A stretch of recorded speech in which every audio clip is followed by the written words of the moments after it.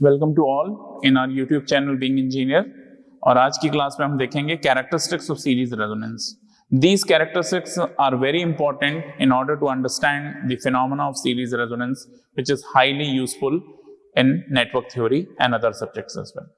Characteristics of series resonance, इसमें सबसे पहले हम प्लॉट करने वाले हैं impedance, current, capacitive reactance, inductive reactance, resistance। इन सभी को हम प्लॉट करेंगे with respect to frequency f और omega, because we know that omega is equals to 2 pi f, so I can simply write omega is proportional to f। ठीक है, omega is proportional to f है, हम इसको लेंगे x access पे, क्योंकि वैसे तो हम किसी भी दो क्वांटिटी को x या y एक्सेस में ले सकते हैं, there is no problem at all, but when we have to study the variation of inductive reactance, variation of resistance, variation of capacitive reactance, variation of impedance, variation of current with respect to the frequency, means frequency is a major thing. When it is going to change, it will reflect certain changes in the other parameters, so we have to take frequency on the x-axis। तो आइए देखते हैं ये characteristic किस तरह से हमें plot करनी है।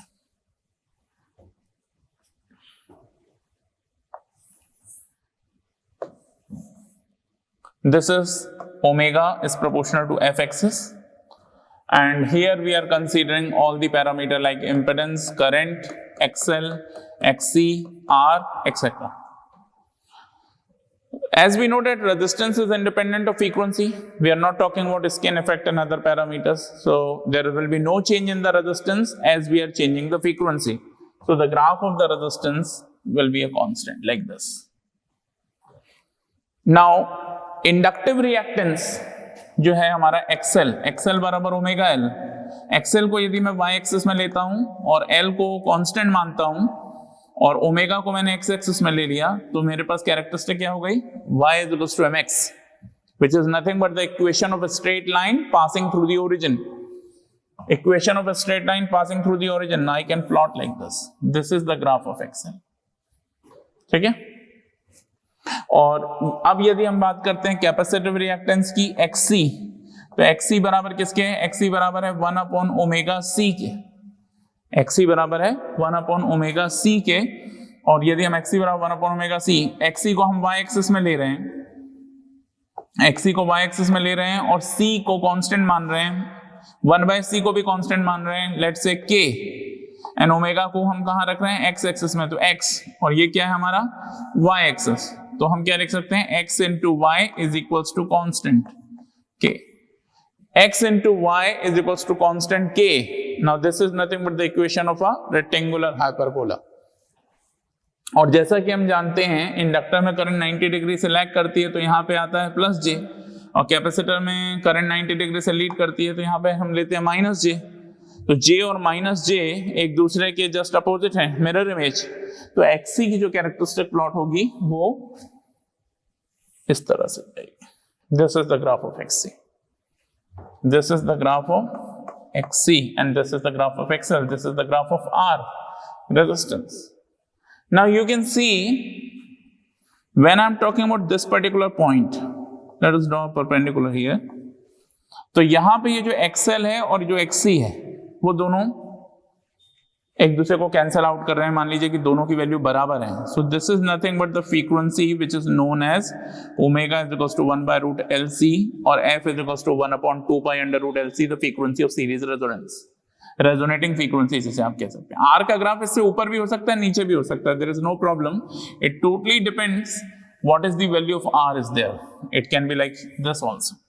ठीक है, R की वैल्यू से नीचे भी जा सकती है, तो उसकी कोई बात नहीं, लेकिन XL और XC दोनों एग्जैक्टली बराबर होंगे और दोनों एक दूसरे को न्यूट्रलाइज कर देंगे। तो हमारे पास जो सीरीज रेजोनेंस में इंपेडेंस आता है Z is equals to R plus J XL minus XC। ठीक है, तो जैसे ही सीरीज रेजोनेंस होगा तो ये XL माइनस XC क्या हो जाएगा, 0। तो Z बराबर क्या हो गया हमारे पास, R हो गया। Z बराबर R हो गया, मतलब इंपेडेंस की मिनिमम वैल्यू हमें मिल गई। So this is called the minimum value of the impedance। Minimum value of the impedance is equals to resistance। So what is the maximum value of the current? Definitely the maximum value of the current occurs when the impedance is minimum. I can write V upon Z minimum is equals to I maximum. और impedance यदि minimum है तो admittance भी maximum होगा, क्योंकि y बराबर 1/z होता है। तो z यदि हमारा मिनिमम हो गया तो ऑब्वियस सी बात है कि y हमारा क्या हो जाएगा, मैक्सिमम हो जाएगा। तो हमने यहाँ पे प्लॉट कर दिया R, XL, XC। Net reactance यदि आपको प्लॉट करना है तो how can we do that? Net reactance in series RLC circuit is XL minus XC।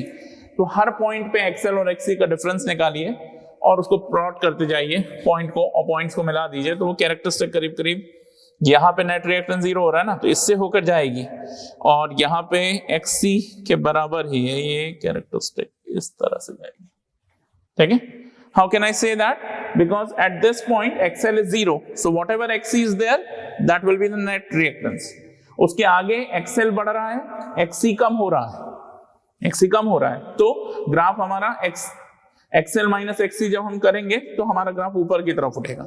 और इस पॉइंट पे XL XC दोनों बराबर हो गए तो नेट रिएक्टेंस 0 हो गया, तो इस पॉइंट पे नेट रिएक्टेंस 0 मिलेगा। आगे हम जाएंगे तो रिएक्टेंस और कम हो रहा है, इंडक्टिव रिएक्टेंस बढ़ रहा है, तो ग्राफ हमारा और पॉजिटिव की तरफ जा रहा है। और ऐसे करते करते जब फ्रीक्वेंसी बहुत हाई हो जाएगी तो हमारा कैपेसिटिव रिएक्टेंस 0 हो जाएगा, तो जो कुछ भी रहेगा वो इंडक्टिव रिएक्टेंस रहेगा, मतलब आगे जाके ग्राफ XL को टच करने लगेगा। सो नेट रिएक्टेंस का ग्राफ इस तरह से होता है। मैं इसको डॉटेड दिखा देता हूं, then it will be more clear to you, isn't it? ये जो डॉटेड ग्राफ है वो किसका है? नेट रिएक्टेंस का। और इसको सॉलिड दिखा देते हैं, ये कैपेसिटिव रिएक्टेंस। ठीक है, now if we want to draw the graph of impedance, तो बेसिकली सीरीज RLC सर्किट का इंपेडेंस यदि हम लिखते हैं तो Z is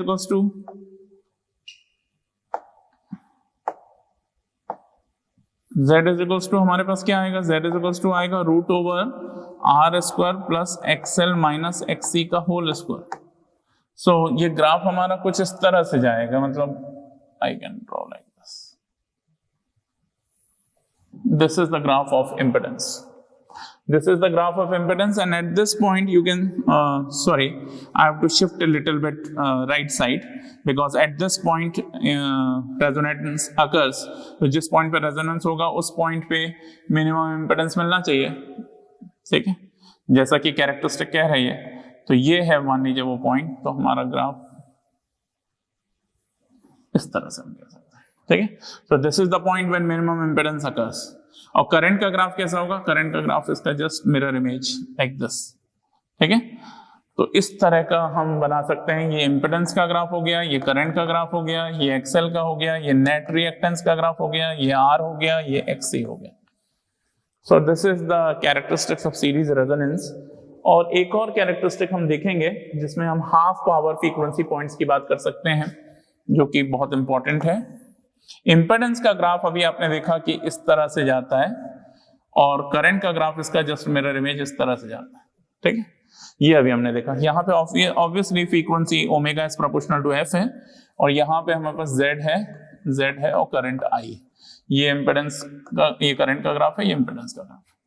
so if we are talking about, let's say this is nothing but the peak value of the current I peak. ठीक है, ये peak value of the current हो गई हमारे पास, और यहां कहीं पे हमारे पास RMS value of the current है। We can plot like this. तो आप देख सकते हैं यहां पर, if we are plotting this point over here, ठीक है, let's say this is F1 F2 और let's say this is omega 1 omega 2। ठीक है, so in this characteristic we can say that यहां पे हमारा इंपेडेंस, रेजोनेटिंग फ्रीक्वेंसी पे impedance हमारा क्या हो रहा है? मिनिमम, और इसी पे हमारी करंट क्या हो रही है? मैक्सिमम। और मैक्सिमम वैल्यू में √2 से डिवाइड करते हैं तो RMS value of the current मिलती है। तो RMS value of the current which is nothing but 0.707 times of I peak. यहां पे हमें 2 पॉइंट मिल रहे हैं, एक ये और एक ये, और इन दोनों पॉइंट को जब हमने ओमेगा एक्सिस पे या F एक्सिस पे उतारा तो 2 फ्रीक्वेंसी के करस्पॉन्डिंग है वो 2 point. We can say that these RMS currents are corresponding to these 2 frequencies, और we can say that these 2 frequencies are corresponding to that RMS value of the current. ठीक है, तो यहां पे करंट हमारी I बाय √2 हो गई, I peak bye √2, voltage भी V पीक बाय √2 हो गया। तो जब हम पावर निकालेंगे तो V peak I peak divide by 2 हो जाएगा। यानी करंट आरएमएस है, वोल्टेज भी आरएमएस है, और पावर क्या है, पीक पावर की आधी पावर है, मैक्सिमम पावर की आधी, इसीलिए हम इसे कहते हैं हाफ पावर फ्रीक्वेंसी पॉइंट्स। क्या नाम दिया इनको, हाफ पावर फ्रीक्वेंसी पॉइंट्स। और ये दो फ्रीक्वेंसी वही फ्रीक्वेंसी हैं। और कायदे से कहा जाए तो बैंडविड्थ क्या है, bandwidth is nothing but the difference of those two frequencies which are corresponding to the half power frequency points. ठीक है, तो ये फ्रीक्वेंसी F1 है, ये F2 है। ऑब्वियसली F2 हायर है, F1 लोअर है, तो जो डेल्टा F आएगा हमारे पास वो क्या आ जाएगा, डेल्टा F आ जाएगा F2 minus F1। I can also say that delta omega is equals to omega 2 minus omega 1. So this is nothing but the bandwidth. बस अंतर ये है कि ऊपर ये जो एक्सप्रेशन है हमें बैंडविड्थ हर्ट्ज में देगा और ये बैंडविड्थ हमारी रेडियन पर सेकंड में आएगी। तो इस तरह की कैरेक्टरिस्टिक्स यहाँ पे बनती है, बहुत इंपॉर्टेंट है। ये maximum value of the current को रिप्रेजेंट कर रही है और ये दोनों point RMS value of the current को रिप्रेजेंट कर रहे हैं। ये दोनों फ्रीक्वेंसीज हाफ पावर फ्रीक्वेंसी हैं और ये है बैंडविड्थ। ठीक है, और आपको एक बात और याद रखनी है कि जो क्वालिटी फैक्टर होता है हमारा वो बराबर होता है रेजोनेटिंग फ्रीक्वेंसी अपॉन बैंडविड्थ के। Quality factor is always equal to the resonating frequency upon bandwidth. ठीक है, तो किसी भी प्रॉब्लम में यदि हम कर रहे हैं, हम कह रहे हैं resonating frequency let's say 100 kilohertz है और बैंडविड्थ लेट्स से 20 किलोहर्ट्ज है, इसका मतलब उसका क्वालिटी फैक्टर कितना हो गया, 5 हो गया। ये हमें ध्यान रखना है। ठीक है, तो इस तरह के प्रॉब्लम जब भी होते हैं तो हमें इन बातों का पता रहना चाहिए। This characteristic is very important. ठीक है, specially electronics and communication background के जो स्टूडेंट हैं वो सुपर हेटेरोडाइन रिसीवर पढ़ते हैं और उन सारे रिसीवर में भी रेजोनेटिंग फ्रीक्वेंसी का बहुत यूज होता है, तो हमें रेजोनेंस बहुत अच्छे से क्लियर होना चाहिए। अब मैं आपको बताने जा रहा हूँ पैरेलल रेजोनेंस और उसकी कैरेक्टरिस्टिक्स को प्लॉट करेंगे। सबसे पहले पैरेलल रेजोनेंस के लिए let us take one circuit over here.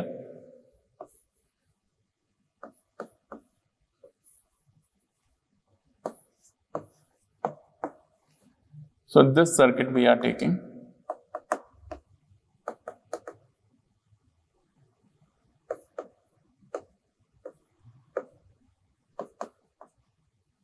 This resistor is, let's say, R1. V is equals to Vm sin omega t. ठीक, तो ये एक पैरेलल आरएलसी सर्किट हमने लिया। यहाँ पे ये चोक कॉइल है, R plus J omega L series impedance, capacitor minus J upon omega C impedance, और ये रेजिस्टर है R1 which is definitely the value of R and R1 will be different in order to understand their behavior, and this sinusoidal supply is V is equals to Vm sin omega t. So in this case if we want to talk about the admittance, तो parallel में admittance add हो जाते हैं, तो तीनों branch के admittance हम add कर सकते हैं, y1 plus y2 plus y3 लिख सकते हैं हम। तो y हमारा किसके बराबर आ जाएगा, आइए देखिए y हमारा किसके बराबर हो जाता है, y1 is 1 upon r plus J omega L plus ये I can write 1 upon J omega C also. ठीक है, impedance, so J omega C is the admittance plus 1 upon r1 isn't it? So let us solve this. y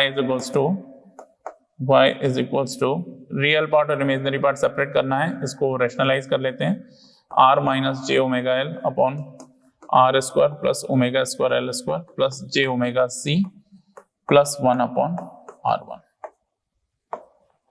ठीक है, so imaginary part, if we are talking about the imaginary part of the admittance, what is the imaginary part of admittance in this case? Imaginary part of the admittance is j in the bracket omega c minus omega l upon r square plus omega square l square, ये आ गया।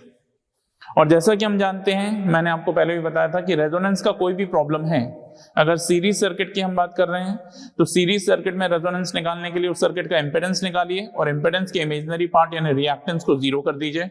जो भी unknown quantity है, frequency है, register, inductor, capacitor, वो निकल के आ जाएगा। यदि हम पैरेलल सर्किट की बात कर रहे हैं तो पैरेलल सर्किट में हमें क्या करना है, एडमिटेंस निकालना है। एडमिटेंस का इमेजिनरी पार्ट यानी ससेप्टेंस पार्ट को 0 कर देना है, जो भी अननोन क्वांटिटी है, फ्रीक्वेंसी आर, एल या सी, वो निकल के आ जाएगा। तो there are many such problem available in many books, Van Valkenburg, Chakraborty, Sadiku, Hayt Kemmerly, बहुत सारी किताबों में इस तरह के सवाल हैं, उनको आप प्रैक्टिस कर सकते हैं उनकी। तो देखिए यहाँ पर हमने इमेजिनरी पार्ट ऑफ एडमिटेंस निकाल लिया और इसको हम इक्वेट करते हैं जीरो के। So when we equate to zero, what condition we are getting, omega C is equals to omega L upon R square plus omega square L square. Omega omega cancel, so I can simply write r square plus omega square l square equal to L by C. Okay, so let us take this condition. R square plus omega square L square is equals to L by C. So what I can write, omega square L square is nothing but L by C minus R square. R square. So what is omega square? Omega square L by L square means 1 by LC minus R square by L square. So finally omega is root over 1 by LC minus R square by L square। ये आ गया हमारे पास। तो omega की value root over 1 by LC minus R square by L square निकल के आ गई। ये जो फ्रीक्वेंसी है हमारी, ये रेजोनेटिंग फ्रीक्वेंसी है। यदि आप F निकालना चाहते हैं तो यहाँ 2 पाई से डिवाइड कर दीजिए, यानी F बराबर हम लिख सकते हैं 1 upon 2 pi omega by 2 pi, और ओमेगा की वैल्यू यहाँ रख देंगे तो 1 upon root over 1 by LC minus R square by L square. तो जैसे ही इस फ्रीक्वेंसी पे हम सर्किट को ऑपरेट करेंगे तो हमारा सर्किट रेजोनेटिंग हो जाएगा, पैरेलल RLC सर्किट, और रेजोनेंट होगा तो उसका जो एडमिटेंस होगा वो पूरी तरह से बराबर हो जाएगा कंडक्टेंस के, और जो इमेजिनरी पार्ट है जिसे हम ससेप्टेंस कहते हैं, that will be equal to 0। मतलब अभी हमने यही कंडीशन निकाली है, हमने एडमिटेंस निकाला सर्किट का, उसका रियल पार्ट कंडक्टेंस है, इमेजिनरी पार्ट ससेप्टेंस है, इमेजिनरी पार्ट को 0 किया, और 0 करने पे जो कंडीशन आई वो कंडीशन ये है हमारे पास। तो ऑब्वियस सी बात है, अगर ससेप्टेंस पार्ट को 0 करने पे ये कंडीशन निकल रही है तो इस कंडीशन को रखने पे ससेप्टेंस पार्ट 0 होगा। ठीक है, मतलब वो था dual of each other. So y is equals to g, ये हमारे पास निकल के आ जाएगा। इस कंडीशन में यदि हमें करंट निकालना है तो करंट I बराबर हम V बाय Z कहते हैं। ठीक है, तो हम V इंटू वाई भी लिख सकते हैं, क्योंकि एडमिटेंस का इनवर्स इम्पिडेंस है, इम्पिडेंस का इनवर्स एडमिटेंस है, तो करंट हमारे पास निकल के आएगी। इस समय हमें ये देखना है कि यहाँ पे एडमिटेंस मिनिमम होता है। ठीक है, वहां पे हमारा एडमिटेंस क्या हो रहा था, मैक्सिमम, यहाँ पे हमारा एडमिटेंस मैक्सिमम हो जाएगा, वहां पे हमारा इम्पिडेंस मिनिमम हो रहा था, यहाँ पे हमारा एडमिटेंस मिनिमम हो जाएगा। तो ये हमें ध्यान में रखना है, और दोनों मतलब series resonance and parallel resonance are dual of each other, ये चीज हमें समझ में आनी चाहिए।